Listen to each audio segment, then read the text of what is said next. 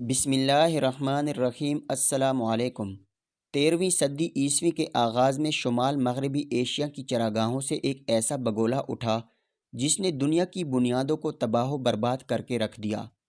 چنگیز خان کی صفات دانش کی رت پر سوار منگول موت اور تباہی کا ہرکارہ ثابت ہوئے، اور دیکھتے ہی دیکھتے شہر کے بعد شہر، علاقے کے بعد علاقہ اور ملک کے بعد ملک ان کے آگے سرنگوں ہوتے چلے گئے۔ محض چند اشروں کے اندر اندر خون کی ہولی کھیلتے، کوپڑیوں کے مینار کھڑے کرتے، ہنستے بستے شہروں کی راکھ اڑاتے، چنگیز خان کی جرنیل بیجنگ سے ماسکو تک پھیلی، دنیا کی تاریخ کی سب سے بڑی متصل سلطنت کے مالک بن گئے۔ اپنے عروج کے دور میں منگول سلطنت 3 کروڑ مربع کلومیٹر پر پھیلی ہوئی تھی۔ آج اس علاقے کی کل آبادی 3 ارب نفوس پر مشتمل ہے، لیکن چنگیز خان کی کامیابیاں صرف میدان جنگ تک محدود نہیں تھیں۔ ایک اور میدان میں بھی اس کی فتوحات اتنی ہی حیرت انگیز ہیں۔ چند برس پہلے ایک جینیاتی تحقیق سے معلوم ہوا کہ سابق منگول سلطنت کی حدود میں رہنے والے 8% کے قریب مردوں کی وائی کروموسوم کے اندر ایک ایسا نشان موجود ہے جس سے ظاہر ہوتا ہے کہ وہ منگول حکمران خاندان سے تعلق رکھتا ہے۔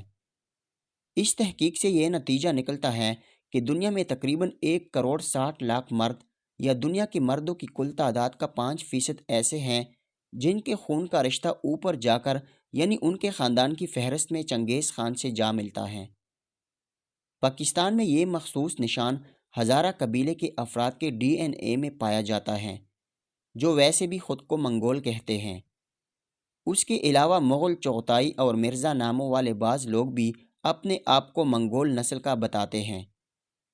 اپنے عروج کے زمانے میں منگول سلطنت ایشیا اور یورپ کے بڑے علاقوں پر مشتمل تھی۔ ایک شخص کی اتنی اولاد کیسی ہو سکتی ہیں؟ جینیاتی تحقیق اپنی جگہ اس بات کے تاریخی شواہد بھی رکھتی ہیں کہ چنگیز خان نے خود درجنوں شادیاں کی اور ان کے بیٹوں کی تعداد 22 بتائی جاتی ہیں۔ پھر ان میں سے کئی بیٹوں نے آگے جا کر حکومتیں قائم کی اور ساتھ ہی ساتھ وسیع و عریض حرم رکھے، جہاں ان کے بڑی تعداد میں بیٹے پیدا ہوئے۔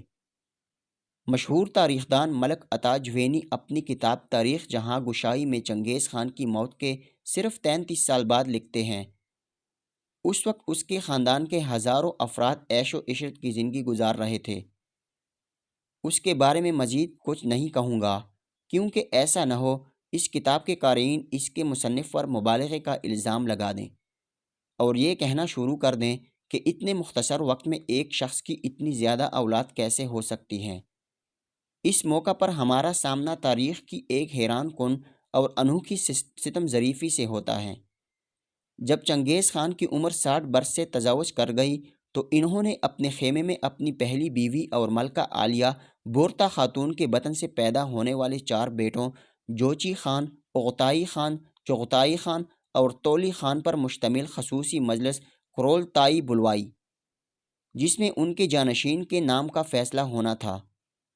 چنگیز خان اور اس کے 4 بیٹے چنگیز خان نے کرولتائی کا آغاز کچھ یوں کیا: اگر میرے سب بیٹے خاقان بننا چاہیں اور ایک دوسرے کے ماتحت کام کرنے سے انکار کر دیں تو پھر کیا یہ وہی بات نہیں ہوگی جو پرانی کہانیوں کے 2 سانپوں کے بارے میں کہی جاتی ہیں، جس میں سے ایک کے کئی سر اور ایک دم اور دوسرے کا ایک سر اور کئی دمیں تھیں؟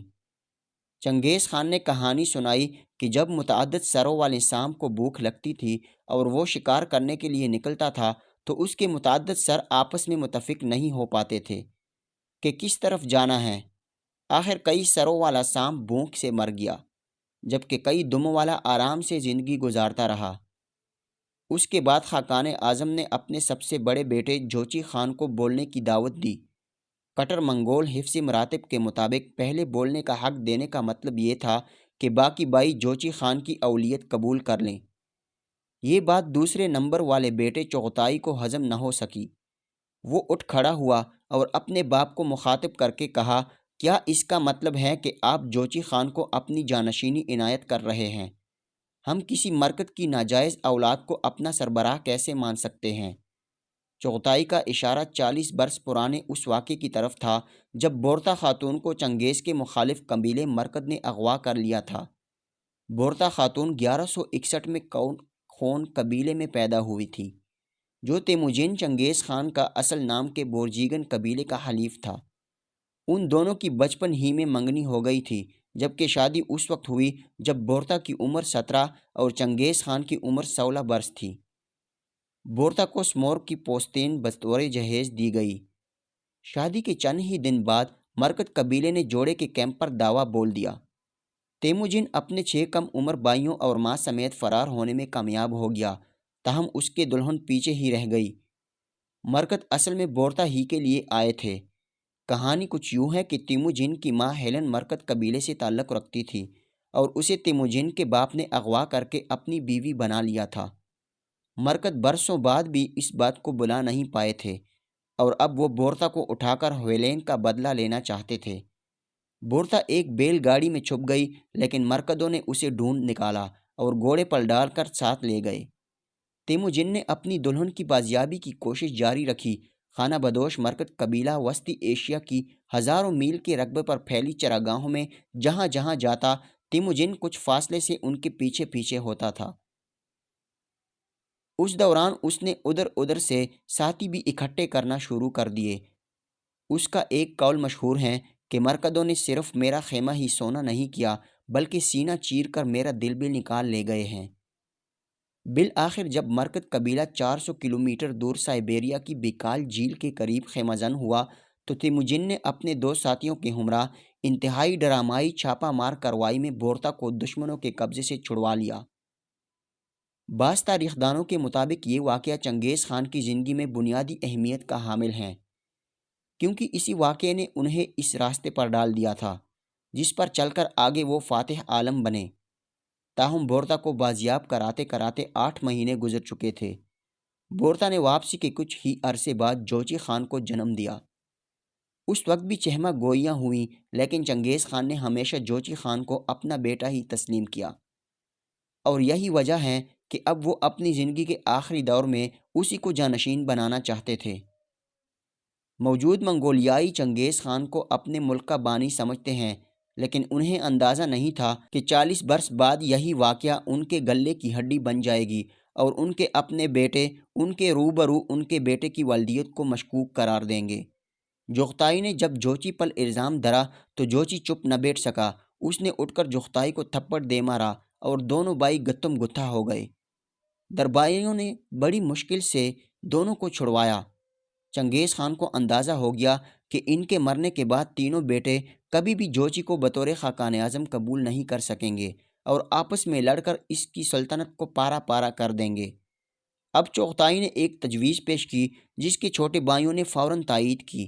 اس نے بیچ کا راستہ پیش کیا کہ نہ میں نہ جوچی بلکہ تیسرے نمبر والے اوغتائی کو خاقان بنا دیا جائے۔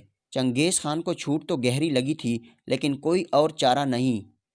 انہوں نے کہا، دھرتی ماں وسیع ہیں اور اس کے دریا اور جھیلیں بے شمار ہیں۔ ایک دوسرے سے دور دور خیمے نصب کرو اور اپنی اپنی سلطنتوں پر حکومت کرو۔ یہ تاریخ کی عجیب و غریب صدم شریفی ہے کہ آج جس شخص کی اولاد کروڑوں میں بتائی جا رہی ہے، اس کے اپنے بیٹوں نے اس کے منہ پر اس کے مقرر کردہ ولی عہد کو اس کا بیٹا ماننے سے انکار کر دیا تھا۔ 18 اگست 1227 کو آخری سانسیں لیتے وقت شاید چنگیز خان کو سب سے زیادہ دکھ اسی بات کا رہا ہوگا۔